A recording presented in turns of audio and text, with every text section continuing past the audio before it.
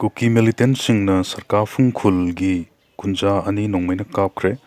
Baum पोखाइबदा अमा सोकले bunker अनि थुगाइख्रे Ukhrul district की लितान पीएसना कोनबा कुकी अमसुंग तांगखुलना खुंदाबा खुलसिंगदा मखा ताना थोनिंगदा थौदोकसिंग थोरकदनबगिदमक डिस्ट्रिक्ट एडमिनिस्ट्रेशनना कर्फ्यू गी अथिंगबा हौजिक फावबा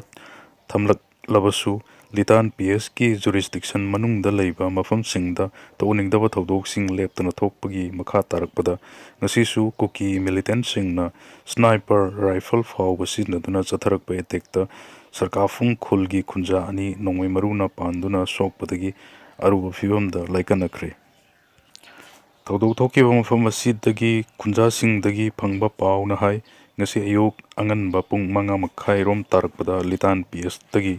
tublomda leiba kuki khul chepu khullomda nongmai kapagi makhol taba horki mafam aduda nongmai kappa lepkhraba matung ngasi ayuk pung mapan taramdaida police station asimaki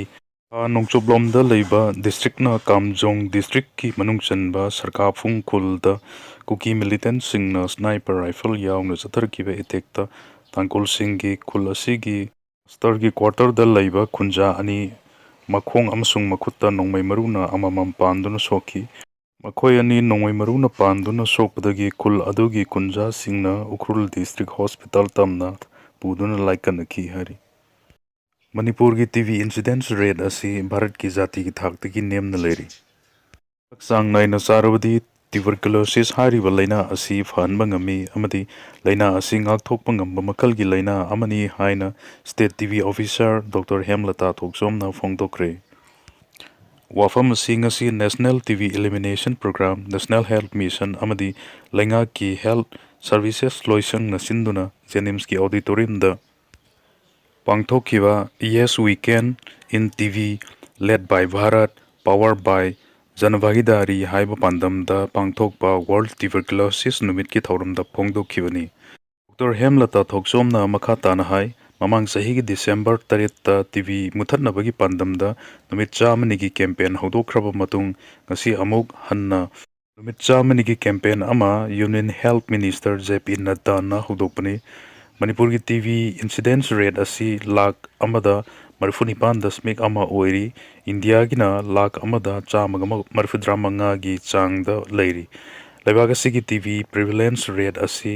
मियोई lakh अमा खुदिंगी चहुंग तरानिथोई ओइरबसु मणिपुर की ओइनदी लाख अमदा यांखै तरुक दशमिक मापन ओइदुना नेमना लेरी हाइकी थौरमसिदा लेंगा की health services director doctor N Hemant Kumar JNIMS की MS doctor K H Lokeshwar अमदी state health society Manipur की state mission director doctor M Dinesh ना मथंग सिना अथोइबा मिथुंगलेन गेस्ट ऑफ ऑनर अमसुंग मयाई तांगबल लौकी अथोइबा मिथुंगलेन की वारोल पिरदुना हेल्थ डायरेक्टर ना हाई टीवी मुक्त भारत अभियान की मखादा नुमित चामनी की कैंपेन ना टीवी लाइना असी मुथतनबा अमदी लाइना असी लेतबा लेबाक अमा ओहेनबगी पांदमदा फंगनब होनरी कैंपेन असी की मखादा मियामदा वाकल ताहनबा ngन्ना लाइना असी खंगदोकपा अमदी निंगथीना लायेंबगी थबक चथनबगीदमक यावरी लाइना असी की मुथतपदा अपनबगी थौदांग लै करिगुंबा चयोल अनि हेना लेप्तना लोक खुरबा फीवर थबक नाबा अमदी सोक्थबना चिंगबा लाइवोंग सिंग उलकलबदी अथुबा मतमदा डॉक्टर सिंह तानाबियु हाइना फोंगदोखी कोंगबा लैथोंग फाटपा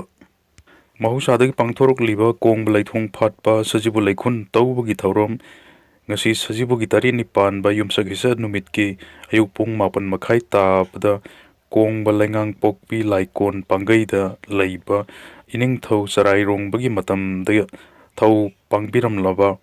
मफम असिदा पांगथोक लगनी हाइना उत्तरा संगलेन सना कोनुंगी माइकैदगी फोंगदोरकली लमलाइदा एलपीजी ममल हेनगतपगी मायोक्ता खोंजंग चंगसिनख्रे सक्थोंग ग्यास ममल हेनगतपगी मायोक्ता लमलाई ब्लॉक महिला कांग्रेस कमिटी की थौमिसिंगना खोंजंग चंगसिनख्रे खोंजंग असिदा महिला कांग्रेस कमिटी असिगी प्रेसिडेंट आर के रोमिता अमसुंग वाइस प्रेसिडेंट आई इबेमचासु सरुकयाखी खोंजंग असिदा आर के रोमिता ना फोंगदोखिबदा मणिपुर थोकलिबा चही अहुम फारकदौरबा लान असिगी चैथेंग नंगलिंगै चैरकसिदा बीजेपी की लेंगाकना साक्थोंग ग्यास की ममल लुपा हुमफु हेनगतुना ꯃꯤꯌꯥꯝꯗ ꯑꯋꯥꯕ ꯄꯤꯕ ꯌꯥꯅꯤꯡꯗꯦ, ꯃꯤꯌꯥꯝꯗ ꯑꯆꯧꯕ ꯄꯣꯠꯂꯨꯝ ꯑꯃ ꯊꯥꯡꯒꯠꯇꯨꯅ ꯄꯤꯔꯤꯕ ꯆꯩꯊꯦꯡ ꯑꯁꯤ ꯌꯥꯅꯤꯡꯗꯦ, ꯒ꯭ꯌꯥꯁ ꯃꯃꯜ ꯍꯦꯟꯒꯠꯄꯒꯤ ꯃꯍꯨꯠꯇ ꯍꯟꯊꯍꯟꯅꯕ ꯕꯤ.ꯖꯦ.ꯄꯤ. ꯂꯩꯉꯥꯛꯅ ꯍꯣꯠꯅꯒꯗꯕꯅꯤ ꯍꯥꯏꯈꯤ꯫ ꯈꯣꯡꯖꯪ ꯑꯁꯤꯗ ꯁꯔꯨꯛ ꯌꯥꯈꯤꯕꯁꯤꯡꯅ ꯒ꯭ꯌꯥꯁ ꯃꯃꯜ ꯍꯦꯟꯒꯠꯄ ꯌꯥꯅꯤꯡꯗꯦ ꯍꯥꯏꯕ ꯈꯣꯜꯂꯥꯎꯁꯨ ꯂꯥꯎꯈꯤ꯫ ꯏꯔꯥꯟꯒꯤ ꯀ꯭ꯂꯁꯇꯔ ꯃꯤꯁꯥꯏꯜ ꯑꯦꯇꯦꯛꯇ ꯏꯖꯔꯦꯜꯅ ꯉꯥꯛꯊꯣꯛꯄ ꯉꯝꯈꯤꯗ꯭ꯔꯦ, ꯁꯤꯇꯤ ꯀꯌꯥ ꯎꯐꯨꯜ ꯑꯣꯟꯈ꯭ꯔꯦ꯫ ꯁꯦꯀ꯭ꯌꯨꯔꯤꯇꯤ ꯆꯤꯐ ꯑꯂꯤ ꯂꯥꯔꯤꯖꯥꯅꯤ ꯍꯥꯠꯈ꯭ꯔꯕ ꯃꯇꯨꯡꯗ ꯂꯩꯕꯥꯛ ꯑꯗꯨꯒꯤ ꯏꯁꯂꯥꯃꯤꯛ ꯔꯤꯚꯣꯂꯨꯁꯅꯔꯤ ꯒꯥꯔꯗ ꯀꯣꯔꯅ ꯂꯃꯟ ꯈꯨꯝꯕꯒꯤ ꯂꯥꯟꯗꯥ ꯆꯠꯊꯗꯨꯅ ꯏꯖꯔꯦꯜꯒꯤ ꯃꯊꯛꯇ ꯃꯁꯤꯡ ꯊꯤꯉꯝꯗ꯭ꯔꯕ ꯀ꯭ꯂꯁꯇꯔ ꯃꯤꯁꯥꯏꯜꯁꯤꯡ ꯀꯥꯞꯁꯤꯟꯗꯨꯅ ꯂꯥꯟꯗꯥꯈꯤꯕꯗ ꯏꯖꯔꯦꯜꯒꯤ ꯇꯣꯉꯥꯟ ꯇꯣꯉꯥꯟꯕ ꯁꯤꯇꯤ ꯀꯌꯥ ꯆꯥꯎꯅ ꯑꯃꯥꯡ ꯑꯇꯥ ꯊꯣꯛꯍꯟꯈ꯭ꯔꯦ꯫ ꯏꯔꯥꯟꯒꯤ ꯀ꯭ꯂꯁꯇꯔ ꯃꯤꯁꯥꯏꯜꯁꯤꯡ ꯉꯥꯛꯊꯣꯛꯅꯕ ꯍꯣꯠꯅꯕꯗ ꯏꯖꯔꯦꯜꯒꯤ ꯑꯦꯌꯔ ꯗꯤꯐꯦꯟꯁꯁꯤꯡ ꯑꯔꯦꯝꯕ ꯇꯥꯈ꯭ꯔꯦ꯫ ꯑꯍꯤꯡ ꯑꯃꯒꯤ ꯂꯥꯟꯗꯥꯗ ꯏꯔꯥꯟꯅ ꯏꯖꯔꯦꯜꯒꯤ ꯀꯣꯅꯨꯡ ꯇꯦꯜ ꯑꯕꯤꯕ ꯃꯅꯥꯛꯇ ꯂꯩꯕ ꯔꯥꯃꯥꯠ ꯒꯥꯟꯗ ꯆꯠꯊꯈꯤꯕ ꯃꯤꯁꯥꯏꯜꯒꯤ ꯂꯥꯟꯗꯥꯗ ꯏꯖꯔꯦꯜꯒꯤ ꯑꯦꯌꯔ ꯗꯤꯐꯦꯟꯁ ꯁꯤꯁꯇꯦꯝꯁꯤꯡ ꯃꯄꯨꯡ ꯐꯥꯅ ꯃꯊꯧ ꯄꯥꯡꯊꯣꯛꯄ ꯉꯝꯈꯤꯗꯕꯒ ꯂꯣꯏꯅꯅ ꯃꯤꯑꯣꯏ 2 ꯍꯥꯠꯈꯤ ꯍꯥꯏꯔꯤ꯫ ꯏꯖꯔꯦꯜꯒꯤ ꯃꯤꯗꯤꯌꯥꯅ ꯔꯤꯄꯣꯔꯠ ꯇꯧꯔꯛꯈꯤꯕꯗ ꯏꯔꯥꯟꯒꯤ ꯃꯤꯁꯥꯏꯜꯒꯤ ꯂꯥꯟꯗꯥꯗ ꯇꯦꯜ ꯑꯕꯤꯕ ꯇ꯭ꯔꯦꯟ ꯁ꯭ꯇꯦꯁꯟ ꯌꯥꯎꯅ ꯂꯩꯕꯥꯛ ꯑꯗꯨꯒꯤ ꯂꯟ ꯊꯨꯝ ꯀꯌꯥ ꯆꯥꯎꯅ ꯃꯥꯡ ꯇꯥꯛꯈꯤꯕꯗ ꯅꯠꯇꯅ ꯃꯤꯑꯣꯏ ꯀꯌꯥꯁꯨ ꯑꯁꯣꯛ ꯑꯄꯟ ꯅꯪꯈ꯭ꯔꯦ ꯍꯥꯏꯅ ꯐꯣꯡꯗꯣꯛꯂꯤ꯫ ꯋꯦꯁ ꯑꯦꯁꯤꯌꯥꯗ ꯑꯣꯏꯔꯛꯂꯤꯕ ꯐꯤꯚꯝ ꯑꯁꯤꯒꯤ ꯃꯇꯥꯡꯗ ꯈꯟꯅ ꯅꯩꯅꯅꯕꯒꯤꯗꯃꯛ ꯏꯟꯗꯤꯌꯥ ꯂꯩꯉꯥꯛꯅ ꯄꯥꯔꯇꯤ ꯄꯨꯝꯅꯃꯛꯀꯤ ꯑꯣꯏꯕ ꯃꯤꯇꯤꯡ ꯀꯧꯈ꯭ꯔꯦ꯫ West ꯑꯦꯁꯤꯌꯥꯗ Israel, ꯌꯨ.ꯑꯦꯁ.ꯑꯦ. ꯑꯃꯗꯤ ꯏꯔꯥꯟꯒꯤ ꯂꯥꯟꯅ ꯑꯣꯏꯍꯜꯂꯛꯂꯤꯕ ꯐꯤꯚꯝ ꯑꯁꯤ ꯈꯟꯅꯅꯕꯒꯤꯗꯃꯛ ꯁꯦꯟꯇꯔ ꯂꯩꯉꯥꯛꯅ ꯍꯌꯦꯡ ꯑꯣꯜ ꯄꯥꯔꯇꯤ ꯃꯤꯇꯤꯡ ꯀꯧꯈ꯭ꯔꯦ꯫ ꯑꯣꯜ ꯄꯥꯔꯇꯤ ꯃꯤꯇꯤꯡ ꯑꯁꯤ ꯄꯤ.ꯑꯦꯝ. ꯃꯣꯗꯤꯅ ꯂꯣꯛ ꯁꯚꯥ ꯑꯃꯁꯨꯡ ꯔꯥꯖ꯭ꯌ ꯁꯚꯥꯗ ꯋꯦꯁ ꯑꯦꯁꯤꯌꯥꯗ ꯊꯣꯛꯂꯤꯕ ꯂꯥꯟ ꯑꯁꯤꯅ ꯂꯩꯕꯥꯛ ꯑꯁꯤꯗ ꯈꯨꯗꯣꯡꯆꯥꯗꯕ ꯈꯔ ꯃꯥꯌꯣꯛꯅꯍꯜꯂꯦ ꯍꯥꯏꯅ ꯐꯣꯡꯗꯣꯛꯈ꯭ꯔꯕ ꯃꯇꯨꯡꯗ ꯀꯧꯔꯛꯈꯤꯕꯅꯤ꯫ ꯍꯥꯎꯁ ꯑꯅꯤꯃꯛꯇ ꯋꯥ ꯉꯥꯡꯕꯗ ꯄꯤ.ꯑꯦꯝ. ꯃꯣꯗꯤꯅ ꯋꯦꯁ ꯑꯦꯁꯤꯌꯥꯒꯤ ꯂꯥꯟ ꯑꯁꯤꯅ ꯏꯟꯗꯤꯌꯥꯗ ꯁꯦꯟꯃꯤꯠꯂꯣꯟ ꯑꯃꯁꯨꯡ ꯅꯦꯁꯅꯦꯜ ꯁꯦꯀ꯭ꯌꯨꯔꯤꯇꯤꯒꯤ ꯑꯣꯏꯕ ꯈꯨꯗꯣꯡꯆꯥꯗꯕꯁꯤꯡ ꯈꯛꯇ ꯅꯠꯇꯅ ꯍ꯭ꯌꯨꯃꯦꯅꯤꯇꯔꯤꯌꯟ ꯑꯣꯏꯕ ꯑꯋꯥꯕ ꯀꯌꯥ ꯃꯥꯌꯣꯛꯅꯔꯦ ꯍꯥꯏꯅ ꯐꯣꯡꯗꯣꯛꯈꯤꯕꯅꯤ꯫ ꯗꯤꯐꯦꯟꯁ ꯃꯤꯅꯤꯁꯇꯔ ꯔꯥꯖꯅꯥꯊ ꯁꯤꯡꯍꯅ ꯆꯦꯌꯔ ꯂꯧꯗꯨꯅ ꯉꯁꯤ ꯃꯥꯂꯦꯝꯒꯤ ꯑꯃꯁꯨꯡ ꯔꯤꯖꯅꯦꯜꯒꯤ ꯑꯣꯏꯕ ꯁꯦꯀ꯭ꯌꯨꯔꯤꯇꯤ ꯗꯤꯕꯦꯂꯞꯃꯦꯟꯠꯁꯤꯡ ꯌꯦꯡꯁꯤꯟꯕ ꯑꯃꯁꯨꯡ ꯏꯟꯗꯤꯌꯥꯒꯤ ꯗꯤꯐꯦꯟꯁꯀꯤ ꯑꯣꯏꯕ ꯃꯊꯧ ꯇꯥꯕꯁꯤꯡ ꯑꯗꯨ ꯁꯦꯝ ꯁꯥꯗꯨꯅ ꯂꯩꯔꯕ꯭ꯔꯥ ꯍꯥꯏꯕꯒꯤ ꯌꯦꯡꯁꯤꯟꯕ ꯃꯤꯐꯝ ꯑꯃ ꯄꯥꯡꯊꯣꯛꯈꯤ꯫ ꯃꯤꯐꯝ ꯑꯗꯨꯗ ꯏꯟꯗꯤꯌꯥꯒꯤ chief of defence staff general Anil Chauhan, air chief marshal Amar Preet Singh, general Upendra ꯗ꯭ꯋꯤꯕꯦꯗꯤ, admiral Dinesh K Tripathi, defence research and development ꯑꯣꯔꯒꯅꯥꯏꯖꯦꯁꯟꯒꯤ ꯆꯦꯌꯔꯃꯦꯟ ꯁꯃꯤꯔ ꯀꯃꯥꯔꯠ ꯑꯃꯁꯨꯡ ꯗꯤꯐꯦꯟꯁꯀꯤ ꯑꯣꯏꯕ ꯃꯤꯑꯣꯏ ꯀꯌꯥ ꯁꯔꯨꯛ ꯌꯥꯈꯤ꯫ ꯋꯦꯁ ꯑꯦꯁꯤꯌꯥꯗ ꯊꯣꯛꯂꯤꯕ ꯂꯥꯟ ꯑꯁꯤ ꯊꯥ ꯑꯃ ꯃꯄꯨꯡ ꯐꯥꯖꯤꯜꯂꯛꯀꯗꯧꯔꯦ꯫ ꯌꯨ.ꯑꯦꯁ. ꯑꯃꯁꯨꯡ ꯏꯖꯔꯦꯜꯅ ꯁꯇ꯭ꯔꯥꯏꯛ ꯇꯧꯗꯨꯅ ꯏꯔꯥꯟꯒꯤ ꯁꯨꯄ꯭ꯔꯤꯝ ꯂꯤꯗꯔ ꯑꯌꯥꯇꯣꯂꯥ ꯑꯂꯤ ꯈꯥꯃꯦꯅꯩ ꯍꯥꯠꯈꯤꯕꯗꯒꯤ ꯆꯥꯎꯊꯣꯔꯛꯈꯤꯕ ꯂꯥꯟ ꯑꯁꯤ ꯌꯨ.ꯑꯦꯁ. ꯄ꯭ꯔꯦꯁꯤꯗꯦꯟꯠ ꯇ꯭ꯔꯝꯞꯅ ꯅꯨꯃꯤꯠ 5ꯅꯤꯒꯤ ꯑꯣꯏꯅ ꯏꯔꯥꯟꯒꯤ ꯏꯅꯔꯖꯤ ꯏꯟꯐ꯭ꯔꯥꯁꯇ꯭ꯔꯛꯆꯔꯗ ꯁꯇ꯭ꯔꯥꯏꯛ ꯇꯧꯕ ꯂꯦꯞꯂꯒꯅꯤ ꯍꯥꯏꯅ ꯐꯣꯡꯗꯣꯛꯈ꯭ꯔꯕꯁꯨ ꯏꯔꯥꯟꯒꯤ ꯃꯥꯏꯀꯩꯗꯒꯤ ꯌꯨ.ꯑꯦꯁ.ꯀ ꯋꯥꯔꯤ ꯁꯥꯅꯈꯤꯕ ꯂꯩꯇꯦ ꯑꯃꯁꯨꯡ ꯇ꯭ꯔꯝꯞꯅ ꯅꯨꯃꯤꯠ 2 ꯏꯔꯥꯟꯒ ꯋꯥꯔꯤ ꯁꯥꯅꯔꯦ ꯍꯥꯏꯅ ꯐꯣꯡꯗꯣꯛꯈꯤꯕ ꯋꯥꯐꯝ ꯑꯗꯨ ꯃꯆꯤꯟ ꯊꯤꯕꯅꯤ ꯑꯃꯁꯨꯡ ꯌꯨ.ꯑꯦꯁ.ꯑꯦ. ꯑꯃꯗꯤ ꯏꯖꯔꯦꯜꯅ ꯍꯧꯔꯛꯈꯤꯕ ꯂꯥꯟ ꯑꯁꯤꯒꯤ ꯇꯦꯛꯆꯥꯛ ꯄꯤꯗ꯭ꯔꯤꯕ ꯐꯥꯎꯕ ꯏꯔꯥꯟꯅ ꯇꯨꯃꯤꯟꯅ ꯂꯩꯊꯣꯛꯂꯣꯏ ꯍꯥꯏꯅ ꯐꯣꯡꯗꯣꯛꯈꯤꯕ ꯋꯥꯐꯝꯅ ꯂꯥꯟ ꯑꯁꯤ ꯃꯈꯥ ꯇꯥꯅ ꯆꯠꯊꯈꯤꯕ ꯌꯥꯏ ꯍꯥꯏꯅ ꯊꯥꯖꯅꯔꯤ꯫ ꯀꯣꯂꯝꯕꯤꯌꯥꯒꯤ ꯃꯤꯂꯤꯇꯔꯤ ꯄ꯭ꯂꯦꯟ ꯀꯥꯏꯕꯗ ꯃꯤꯑꯣꯏ 63 ꯁꯤꯈ꯭ꯔꯦ, ꯀꯌꯥ ꯑꯃꯅ ꯑꯁꯣꯛ ꯑꯄꯟ ꯅꯪꯈ꯭ꯔꯦ꯫ ꯀꯣꯂꯝꯕꯤꯌꯥꯒꯤ ꯃꯤꯂꯤꯇꯔꯤ ꯄ꯭ꯂꯦꯟ ꯀꯥꯏꯕꯗ ꯃꯤꯑꯣꯏ 63 ꯁꯤꯈ꯭ꯔꯦ ꯑꯃꯁꯨꯡ ꯀꯌా ꯑꯃꯅ ꯑꯁꯣꯛ ꯑꯄꯟ ꯅꯪꯈ꯭ꯔꯦ ꯍꯥꯏꯅ ꯂꯩꯉꯥꯛꯀꯤ ꯁꯣꯔꯁ ꯑꯃꯅ ꯐꯣꯡꯗꯣꯔꯛꯈ꯭ꯔꯦ꯫ ꯂꯥꯟꯃꯤ 115 ꯇꯣꯡꯗꯨꯅ ꯆꯠꯈꯤꯕ ꯑꯦꯔꯣꯄ꯭ꯂꯦꯟ ꯑꯗꯨ ꯂꯩꯕꯥꯛ ꯑꯗꯨꯒꯤ ꯈꯥ ꯊꯪꯕ ꯁꯔꯨꯛꯇ ꯂꯩꯕ ꯏꯀ꯭ꯋꯦꯗꯔ ꯑꯃꯁꯨꯡ ꯄꯦꯔꯨꯒꯤ ꯉꯝꯈꯩ ꯃꯌꯥꯗ ꯄꯣꯈꯥꯏꯈꯤꯕꯅꯤ ꯍꯥꯏꯔꯤ꯫ ꯉꯔꯥꯡ ꯂꯣꯛꯍꯤꯗ ꯃꯥꯔꯇꯤꯟ C-130 ꯍꯔꯀꯨꯂꯤꯁ ꯍꯥꯏꯅ ꯃꯤꯡꯊꯣꯟꯕ ꯑꯦꯌꯔꯀ꯭ꯔꯥꯐ ꯑꯗꯨ ꯂꯩꯕꯥꯛ ꯑꯗꯨꯒꯤ ꯄꯨꯔꯇꯣ ꯂꯦꯒꯨꯏꯁ ꯔꯣꯝꯗꯒꯤ ꯄꯥꯏꯈꯠꯈꯤꯕꯒ ꯏꯀꯨꯏ ꯀꯨꯏꯗꯅ ꯀꯥꯏꯈꯤꯕꯅꯤ꯫ ꯂꯩꯕꯥꯛ ꯑꯗꯨꯒꯤ ꯗꯤꯐꯦꯟꯁ ꯃꯤꯅꯤꯁꯇꯔ ꯄꯦꯗ꯭ꯔꯣ ꯁꯥꯟꯆꯦꯁꯅ ꯑꯦꯌꯔꯀ꯭ꯔꯥꯐ ꯄꯣꯈꯥꯏꯈꯤꯕ ꯑꯗꯨ